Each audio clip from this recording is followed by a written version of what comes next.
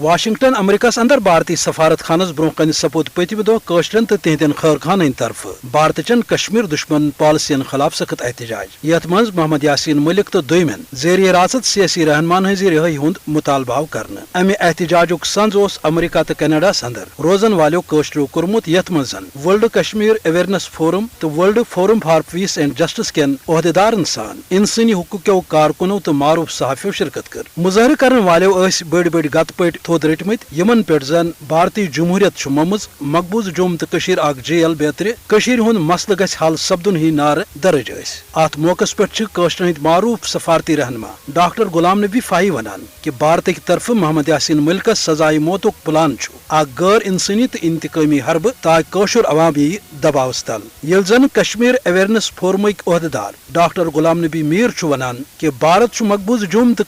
اکس جیلس مز تبدیل کرت پزرس ورن تو پنہ ناکامی ہز تصدیق کران یل زن محمد یاسین ملک سن دختر رضیہ سلطانہ ونان کہ 7 وری گئی تس پنس مل سند بت وچنس تو نریندر مودی پوز ونس پہ قشرن دارس کھالان اتی مظاہرس من شریک انسانی حقوقن ہز بزرگ سرگرم کارکن مسز ایونیز تو ڈاکٹر روہندہ ہیملٹس سان دویم شرکا اقوام متحدس امریکس تو دویمن عالمی ادارن پہ زور دیوان کہ زیر حراست قشرن رہنمان ہز رہائی تہند بچاؤ تو مسئلہ کشمیر اقوام متحدہ چن تاریخی قراردادن تحت انزراؤن باپت سپدن بھارتس خلاف کاروٲیی تو تس ان سیز وت تاکہ قشرس عوامس سپدِ پن جائز حق آزادی حاصل.